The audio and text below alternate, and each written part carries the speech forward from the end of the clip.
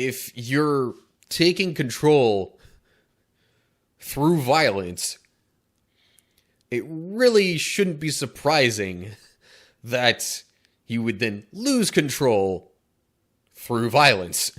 What's up, cool people? My name's Matt. Welcome back to our Bible study. All right.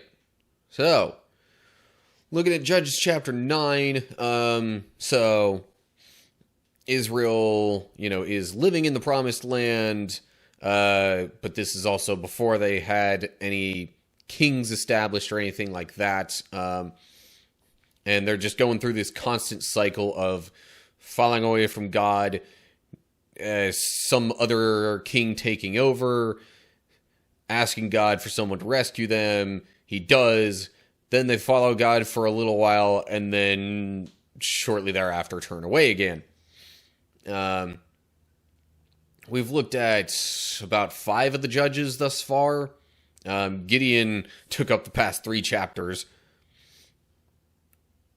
So this is going to be what comes right after his story. And it's said at the end of, his time as judge that pretty much immediately afterwards, like after he died, the people turned to other gods. So, then we get to chapter 9 here. So here we go. One day, Gideon's son Abimelech went to Shechem to visit his uncles, his mother's brothers.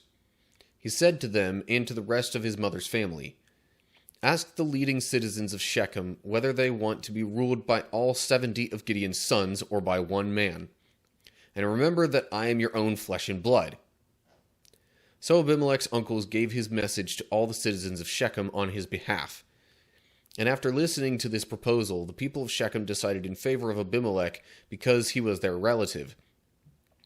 They gave him 70 silver coins from the temple of Baal-berith, which he used to hire some reckless troublemakers who agreed to follow him. He went to his father's home at Ophrah, and there, on one stone, they killed all 70 of his half-brothers, the sons of Gideon. But the youngest brother, Jotham, escaped and hid. Then all the leading citizens of Shechem at Beth Millo called a meeting under the oak beside the pillar at Shechem and made Abimelech their king. Okay. So there was, I believe, mention of Abimelech specifically in the past chapter, about him being one of Gideon's sons. I believe there was also mention of Gideon having 70 wives. So, thus, 70 sons of Gideon as well. Which, good grief, talk about complicated family dynamics. But,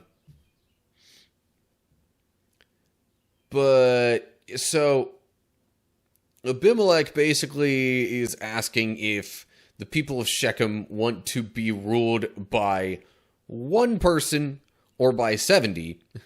Now, obviously, being ruled by 70 people is generally not going to work well. I mean, you've got 70 different people, all with their different views on things and different personalities and whatnot. They might not even necessarily get along with each other. How are you possibly going to be ruled in any sort of decent way by all 70 of these men? It's not going to happen. So, while his idea of, consolidating rule under one person isn't so bad, he decides the way to go about it is just to kill all of his other half-brothers. All the other sons of Gideon. Except one got away. That's not so great. But, I mean, I'm not excusing it. I am also thinking, though, that, getting all the others to agree to appoint him as ruler probably wouldn't happen. So, after all the other half-brothers are dead, people of Shechem made Abimelech their king. which the Israelites weren't even supposed to have kings. But anyway, like, God actually said he didn't want them to have a king because, he wanted them to, think of God himself as their king, the one, ruling over them and deciding how they should live. But anyway, footnotes. The Hebrew says Jerubbaal. That was just another name for Gideon, as discussed in his sort of story. Part of what got him in the public eye, so to speak, was tearing down a statue of Baal. So that's why the whole Jerubbaal name became associated with Gideon. Also says there at the second footnote. Third footnote, though, says the meaning of the Hebrew is uncertain right at the word pillar. But it was some kind of notable landmark, I guess, is really the main thing that we need to know there. Because otherwise, how are they all going to know where to meet? Anyway. Then we get to verse 7. I'm probably going to do this whole, section here that's outlined or, spaced kind of differently. Anyway. Okay, verse 7. When Jotham heard about this, he climbed to the top of Mount Gerizim and shouted, "Listen to me, citizens of Shechem. Listen to me if you want God to listen to you. Once upon a time, the trees decided to choose a king. First, they said to the olive tree, 'Be our king.' But the olive tree refused, saying, 'Should I quit producing the olive oil that blesses both God and people, just to wave back and forth over the trees?' Then they said to the fig tree, 'You be our king.' But the fig tree also refused, saying, 'Should I quit producing my sweet fruit, just to wave back and forth over the trees?' Then they said to the grapevine, 'You be our king.' But the grapevine also refused, saying, 'Should I quit producing the wine that cheers both God and people, just to wave back and forth over the trees?' Then all the trees finally turned to the thorn bush and said, 'Come, you be our king.' And the thorn bush replied to the trees, 'If you truly want to make me your king, come and take shelter in my shade. If not, let fire come out from me and devour the cedars of Lebanon.'" Okay, so I assume this is supposed to be some tree-based allegory or something like that for what's been going on in Shechem. I'm not entirely sure what it's supposed to represent. We might get into that in some of the later verses here. But needless to say, I think he's trying to, call out that because of Shechem's desire for a king, they've gotten themselves into a bad spot. But perhaps I should just continue along, and then we'll get more detail. Just double checking there were no footnotes in there. Nope. Okay. So, verse 16. Jotham continued, "Now make sure you have acted honorably and in good faith by making Abimelech your king, and that you have done right by Gideon and all of his descendants. Have you treated him with the honor he deserves for all he accomplished? For he fought for you and risked his life when he rescued you from the Midianites. But today you have revolted against my father and his descendants, killing his 70 sons on one stone. And you have chosen his slave woman's son, Abimelech, to be your king, just because he is your relative. If you have acted honorably and in good faith toward Gideon and his descendants today, then may you find joy in Abimelech, and may he find joy in you. But if you have not acted in good faith, then may fire come out from Abimelech and devour the leading citizens of Shechem and Beth Millo. And may fire come out from the citizens of Shechem and Beth Millo and devour Abimelech. Then Jotham escaped and lived in Beer because he was afraid of his brother Abimelech. So I guess the tree allegory thing was, I guess, maybe what he was wishing upon them. This might have also been, considered a curse of a sort. But,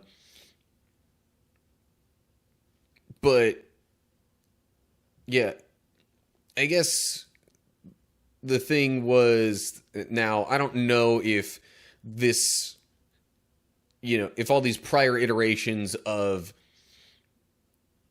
the trees collectively asking different trees to be their king was, representative of Shechem possibly asking certain other people to be their king before what happened with Abimelech. But that seems the most likely case to me. Either way, the thorn bush would obviously be like kind of the least, or maybe I should word it this way. The thorn bush would kind of be like the worst option out of all these. It's the least tree-like, and there's really not much of anything good that comes out of a thorn bush, at least not that most people are aware of.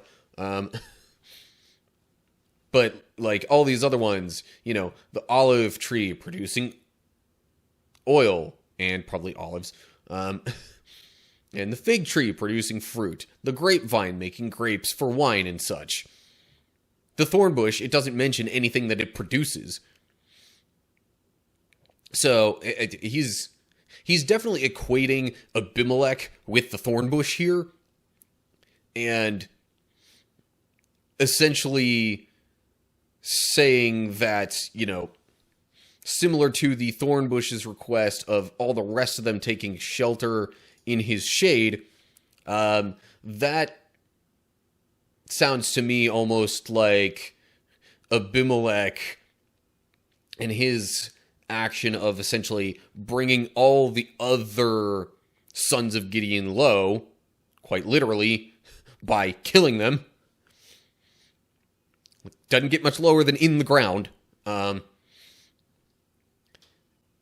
which would be similar to what the other trees would have to do. They would have to bring themselves down to the thorn bush's level in order to get under its shade. And if that can't or doesn't really happen, then Jotham's curse kind of comes into play, where it's like, well, if this doesn't happen, or like it doesn't go well, then may you all devour each other in fire. Anyway, so that's my best estimation of what the whole tree allegory thing is supposed to represent, at least in a general sense. Anyway, so there's still a lot of chapter left to go. Let me continue on to verse 22. After Abimelech had ruled over Israel for 3 years, God sent a spirit that stirred up trouble between Abimelech and the leading citizens of Shechem, and they revolted. God was punishing Abimelech for murdering Gideon's 70 sons, and the citizens of Shechem for supporting him in this treachery of murdering his brothers. The citizens of Shechem set an ambush for Abimelech on the hilltops and robbed everyone who passed that way. But someone warned Abimelech about their plot. Okay, so 3 years later, there was some tension between Abimelech and the other sort of leaders of Shechem. They set a trap for him, but he gets warned. So, trap is set for Abimelech. He is warned about it. Then verse 26.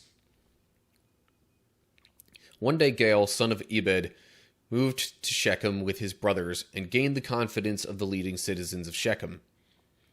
During the annual harvest festival at Shechem, held in the temple of the local god, the wine flowed freely, and everyone began cursing Abimelech. "Who is Abimelech?" Gael shouted. "He's not a true son of Shechem, so why should we be his servants? He's merely the son of Gideon, and this Zebul is merely his deputy. Serve the true sons of Hamor, the founder of Shechem. Why should we serve Abimelech? If I were in charge here, I would get rid of Abimelech. I would say to him, 'Get some soldiers and come out and fight.'"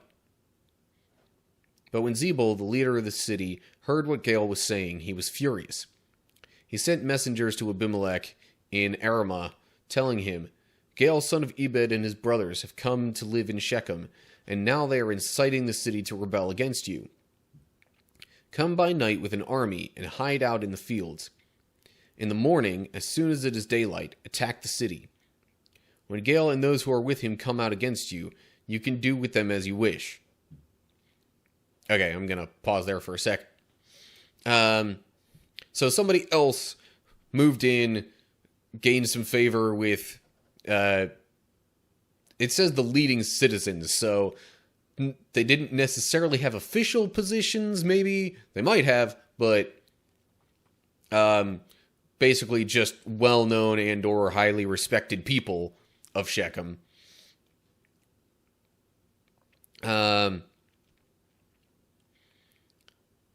And, okay, so the whole claim of Abimelech not being a true son of Shechem, I don't know if that's specifically a reference to, him being the son of one of Gideon's, slave women or whatever, but, or it could also be because he's not a son. I'm not sure who Hamor is in this, but apparently he's the founder of Shechem, and so maybe rather than just having a leader based on kind of the most recent rescuer of the people, Ebed might be suggesting they kind of go back to their roots, so to speak. That's kind of the vibe I get from this. But in any case, obviously he wants to get rid of Abimelech, and so his threat, whether hypothetical or not, winds up making it to Abimelech's ears, kind of through Zebul, and so now they've prepared an attack.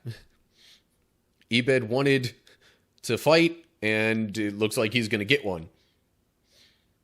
I'm going to check the footnotes here before I move along. The Hebrew says, "Who is Shechem?" rather than saying that he's not a true son of Shechem. But I still think that's more so like a callback to their founding their roots as Shechem, rather than looking to, a son of Gideon specifically. Footnote here.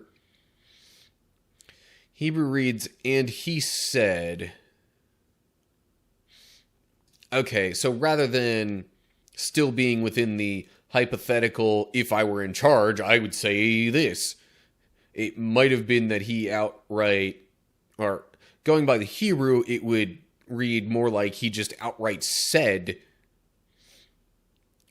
to, I guess possibly to Zebul or Abimelech or whoever, to get some soldiers and fight him. Also footnote there. The Hebrew reads in Torma rather than in Aramah, but I guess either way it might roughly be translated in secret. So then read, "He sent messengers to Abimelech in secret." which isn't too surprising. You don't want to make it super public that you're planning a surprise attack. Anyway, okay. Moving along, verse 34. So Abimelech and all his men went by night and split into 4 groups, stationing themselves around Shechem. Gael was standing at the city gates when Abimelech and his army came out of hiding. When Gael saw them, he said to Zebul, "Look, there are people coming down from the hilltops." Zebul replied, "It's just the shadows on the hills that look like men." But again Gael said, "No, people are coming down from the hills, and another group is coming down the road past the diviner's oak." Then Zebul turned on him and asked, "Now where is that big mouth of yours? Wasn't it you that said, 'Who is Abimelech, and why should we be his servants?' The men you mocked are right outside the city. Go out and fight them." Okay. So, yeah, it looks like Zebul's getting the fight he asked for. Even though he was skeptical of the report at first. Checking footnotes here. There was one before that, I thought. Where is footnote G? There we go. Okay. So rather than saying, no, people are coming down from the hills, it could be people are coming down from the center of the land. But if there were hills in the middle of the land, then it would be the same thing, I guess. But I guess saying here that people are coming down from the hills is more consistent with,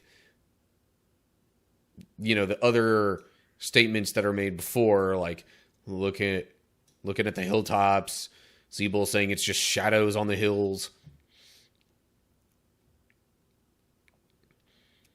I guess the whole center of the land thing would kind of distinguish that, like, no, this isn't just some trick that the hills are playing on my eyes. Like, let's shift our focus away from the hills. No, there are people coming.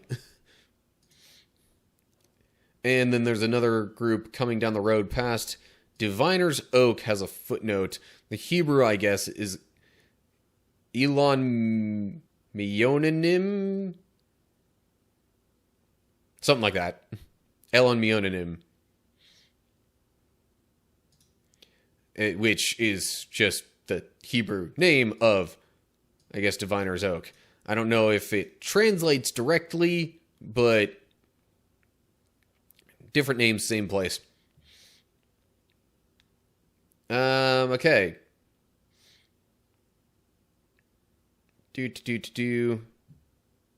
Okay, right. Zebul was the one who reported to Abimelech about... Okay, Gael was the one that made all those claims before. Sorry, I was saying Ebed. Gael is the son of Ebed. So, Gael is kind of surprised to see these people coming upon the city ready to attack. But then Zebul, who heard all of his initial claims, is like, well, that's what you get. You said you wanted to fight, and now you're getting one. Of course, he was also kind of responsible for making the fight happen the way that it's about to. But anyway, I digress. Okay, verse 39. So Gael led the leading citizens of Shechem into battle against Abimelech. But Abimelech chased him, and many of Shechem's men were wounded and fell along the road as they retreated to the city gate. Abimelech returned to Arumah, and Zebul drove Gael and his brothers out of Shechem. The next day the people of Shechem went out into the fields to battle. When Abimelech heard about it, he divided his men into 3 groups and set an ambush in the fields. When Abimelech saw the people coming out of the city, he and his men jumped up from their hiding places and attacked them. Abimelech and his group stormed the city gate to keep the men of Shechem from getting back in, while Abimelech's other 2 groups cut them down in the fields. The battle went on all day before Abimelech finally captured the city. He killed the people, leveled the city, and scattered salt all over the ground.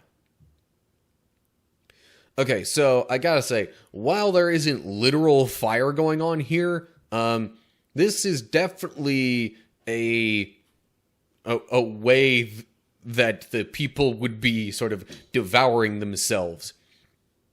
Seemingly Abimelech against, the other people of Shechem and vice versa.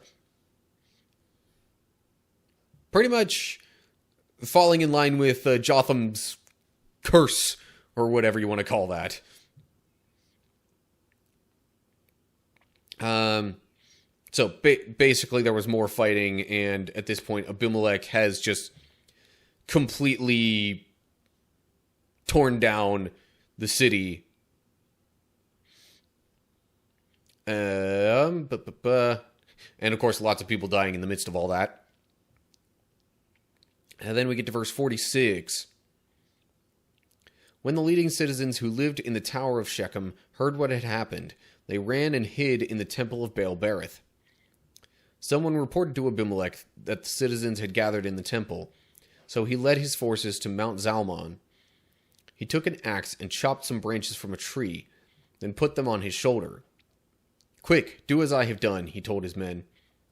So each of them cut down some branches, following Abimelech's example. They piled the branches against the walls of the temple and set them on fire. So all the people who had lived in the Tower of Shechem died, about 1,000 men and women. Well, there's the literal fire coming into play. I wasn't sure if the fire was going to be literal or not. But yeah, turns out, very literal fire.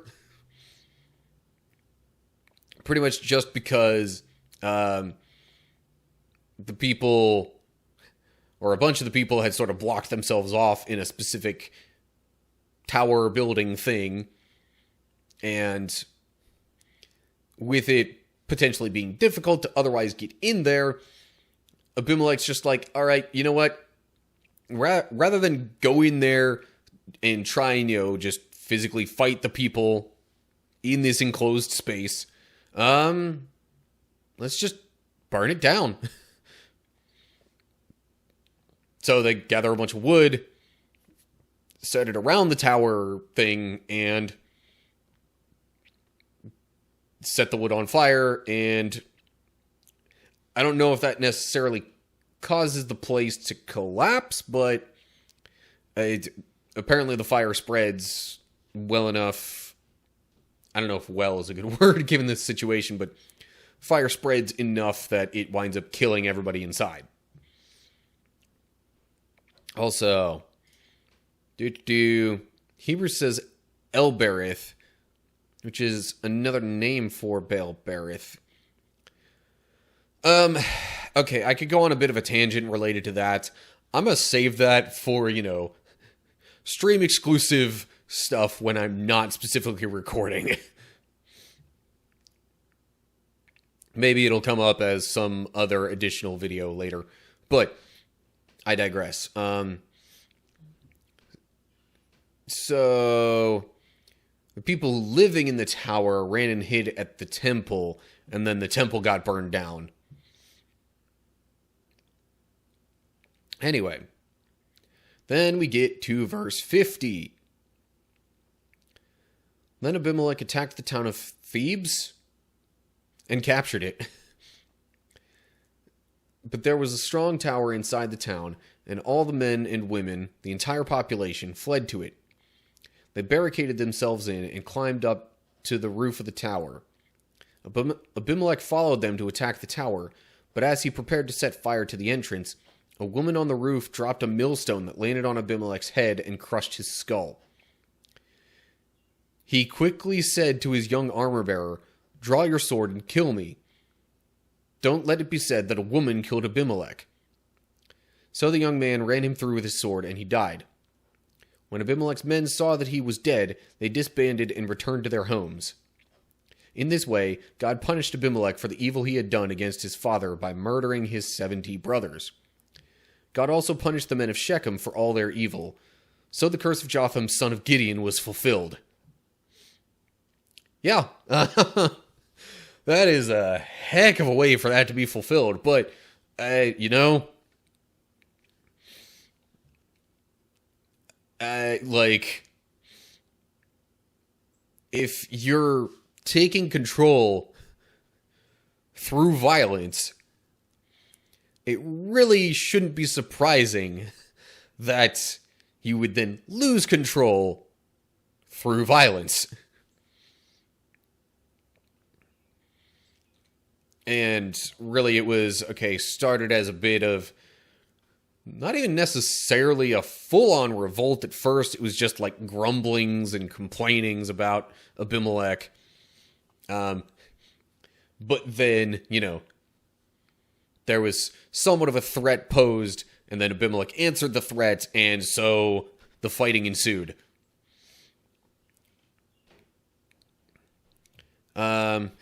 Also, this whole situation that happened in this town, I'm not sure if that's supposed to be pronounced Thebes or Thebes or whatever. I'm going with Thebes.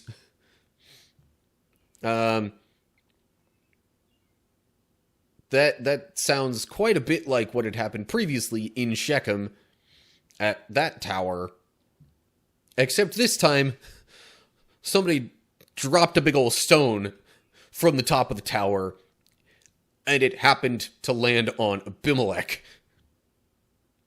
Now, how exactly he was still able to say anything after his skull getting crushed, I don't know. But, in any case, he died. And then after he died, the men who were with him, possibly just following him out of fear or some semblance of loyalty to him specifically, they just kind of decided, all right, well, our leader's gone.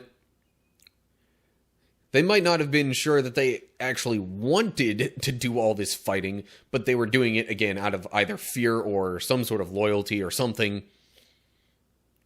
Or maybe they were getting paid, I don't know. But in any case, their motivation for fighting was gone. So I guess then the fighting stopped, maybe. Either that or we will read more about it in the next chapter. But in any case, that does it for what I'm going to say officially in a recorded video about Chapter 9 of Judges. Okay, so, I can't say Gideon having 70 sons really turned out to be all that good. Anyway, also, I'm realizing it never officially said that Abimelech counted as a judge, although he did rule over Shechem, at least for a time. So I guess he was the closest thing to a judge in that time frame. But that didn't exactly work out well for him either. So, I don't know. Lots of just not great happening right in there. Maybe things will get better after him. I don't know. We'll see. Anyway, as always, like and share if you enjoyed the video. Subscribe to the channel and click the bell if you're on YouTube to get updates when I post new videos. If you're seeing this over on Rumble, give me a follow there. Either way, look down in the description to get info on other social media pages and all that good stuff. And leave comments down below there with any thoughts you have. So that'll do it for now. Hope you're all doing well. Hopefully I'll see you soon for another video. Whatever the case is, till next time, stay cool, people.